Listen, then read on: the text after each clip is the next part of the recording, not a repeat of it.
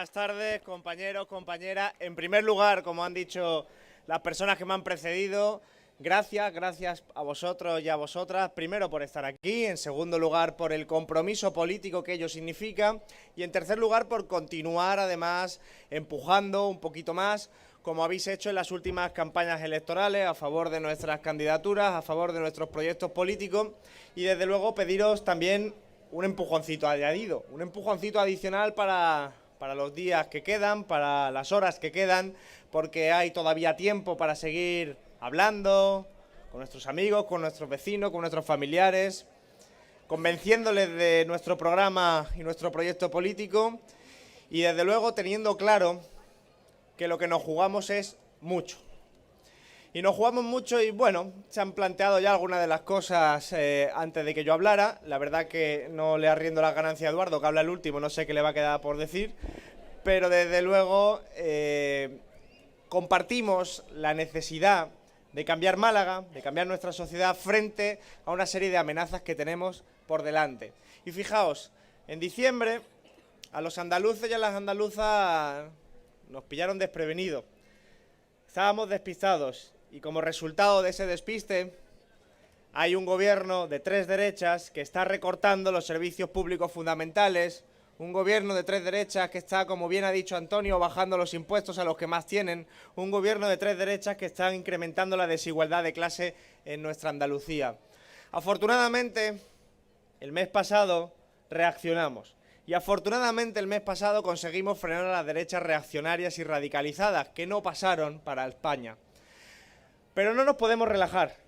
No nos podemos relajar porque ante nuestras narices podríamos tener más gobiernos de esas tres derechas a nivel local y a nivel europeo. Por eso es tan importante que sigamos convenciendo a nuestros amigos, familiares, vecinos, como decía antes, para que vayan a votar, a nuestras candidaturas y para que podamos hacer de estas elecciones a partir del domingo que nuestros municipios, que el municipio de Málaga, que los municipios en los que vivamos y también Europa se convierta en un dique de contención frente al gobierno de las tres derechas en Andalucía. Es muy importante porque ya hemos visto lo que han hecho hasta ahora las tres derechas, pero como bien decía Antonio, las tres derechas en Andalucía tienen un plan y ese plan de momento solo está avanzado en una pequeña parte. Porque hay muchas otras cosas que están guardadas porque no han querido hacerlas antes de las elecciones para no asustar. Pero nosotros y nosotras sabemos, porque conocemos a esos actores, lo que significa. Y significa, como decía antes, incrementar la desigualdad de clase. La desigualdad de clase que se ha incrementado en los últimos años, como consecuencia de las reformas laborales, como consecuencia de los recortes en sanidad, en educación, en pensiones, en prestaciones sociales, como consecuencia de esas leyes hechas desde el gobierno del Partido Popular que obligaban a los municipios, aunque tuvieran dinero, a seguir recortando en los servicios públicos, a privatizar sus servicios fundamentales. Y eso lo que ha hecho ha sido una Málaga más desigual, una Andalucía más desigual, una España mucho más desigual. Y en resumen, al final hemos encontrado que en los últimos 10 años los salarios han crecido un 0,8%, pero los beneficios empresariales han crecido un 63%. Y mientras eso ocurría, las reformas laborales han incrementado los niveles de explotación, de precariedad, hasta el punto de que nos quieren hacer creer que cobrar 1.000 euros es un privilegio, cuando no es un privilegio, es un drama. Lo que ocurre es que quieren normalizar esa situación de precariedad hasta el punto de que nos parezca normal que el año pasado 1 de cada 4 contratos firmados fuera de menos de una semana de duración. 1 de cada 4 contratos del año pasado, vuelvo a subrayar, que se firmaron, es de menos de una semana de duración. Esta situación es insostenible, pero no ha caído del cielo, es el resultado de unas políticas de clase. Y esto es el elemento que quiero centrar ahora. Fijaos que aunque el PP, Ciudadanos y el resto de partidos de derecha no utilicen la palabra clase, sus políticas siempre son de clase. Porque cuando bajan los impuestos a los ricos, hay menos dinero para pagar la sanidad pública o la educación pública. Y eso es menos recursos y menos capacidad para que las familias trabajadoras puedan tener acceso a servicios fundamentales para la vida. Y fijaos que el instinto de clase no solo se manifiesta en esas políticas, sino que cuando escuchamos al Banco Santander en estos últimos días decir que lo mejor para España es un gobierno del Partido Socialista y de Ciudadanos, nosotros ya tenemos que empezar a entender que detrás hay un interés de clase. Que el Banco Santander diga eso, que lo diga la COE, que lo digan las grandes empresas, tiene que hacernos sospechar qué es lo que no le interesa a las familias trabajadoras, porque no creo que los que estemos aquí pensemos que los intereses de Ana Patricia Botín estén alineados con los intereses de los que estamos hoy aquí en este parque. Por cierto, una prueba así como muy convencional. ¿Alguien aquí se atreve a decirme o a estimar cuánto cree que gana Ana Patricia Botín al mes por ser presidenta del Banco Santander? ¿Alguien? Esto es como la pregunta de los 120.000 euros de Antonio. Continuamos el juego. ¿Alguien se atreve a hacer una estimación?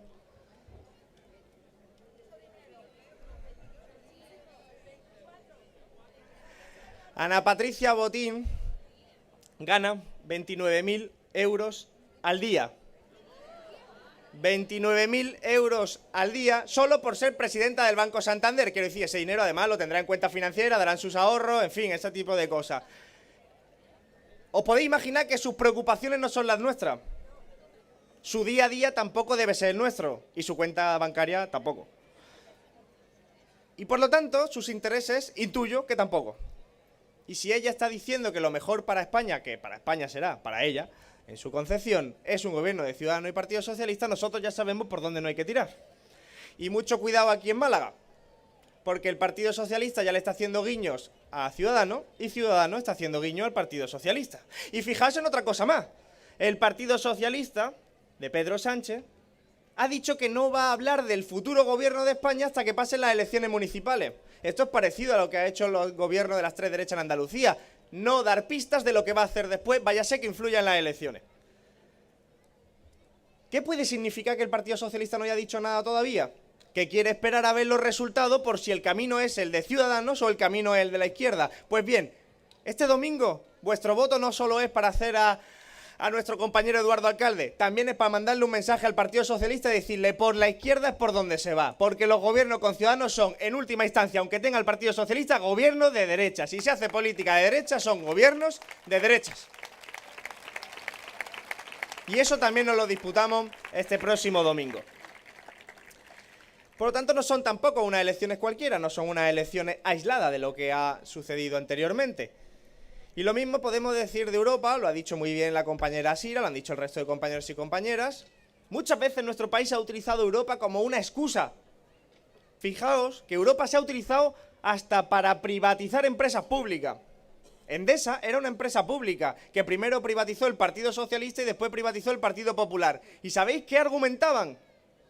Argumentaban que Europa lo exigía. Que en la Europa moderna no podía haber empresas públicas, nos decían. Y por eso una empresa estratégica de energía se privatizó. Y después de malvenderse, a través de una operación escandalosa, ¿sabéis a quién se la vendieron? A una empresa llamada Enel, que es propiedad del Estado italiano. Por lo tanto, la paradoja era evidente. Se estaba malvendiendo un recurso público de España con una excusa que era rotundamente falsa. Y si observáis, hasta un país como Francia tiene más de 80 empresas públicas en sectores como los transportes, las telecomunicaciones, la energía y todo aquello que ellos han considerado que es estratégico. Pero nosotros y nosotras hemos tenido diferentes gobiernos de Partido Socialista y Partido Popular que han considerado que no era estratégico tener ninguna empresa pública. Y por lo tanto han hecho algo que para mí es corrupción, que es privatizar. Porque es verdad que la Gürtel, Bárcenas, Lezo, la Púnica y tantas otras casos de corrupción son procesos en los que lo público se va a manos privadas, pero es ilegal, es incumpliendo leyes. Pero hay otras veces que lo público se va a manos privadas de forma legal, que es cuando se privatiza. Y cuando se privatiza o se hace algún proceso de privatización parcial, como ayudar a los conciertos sanitarios, es decir, externalizaciones, subcontrataciones o conciertos sanitarios con empresas privadas, de tal manera que al final tenemos una sanidad más cara, menos eficiente, pero unas empresas de sanidad privada mucho más ricas. Pues todo eso para mí es corrupción. Corrupción porque significa pervertir el sentido de lo público.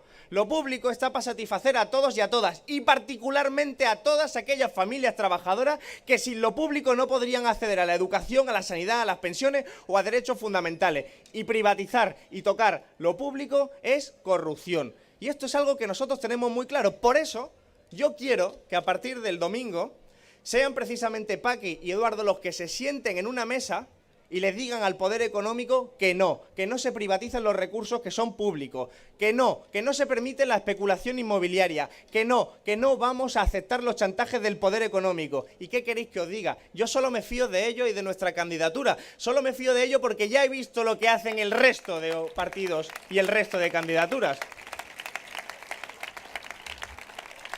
Así que termino pidiendo lo mismo que yo comencé al principio, un esfuerzo más, un pequeño empujoncito más.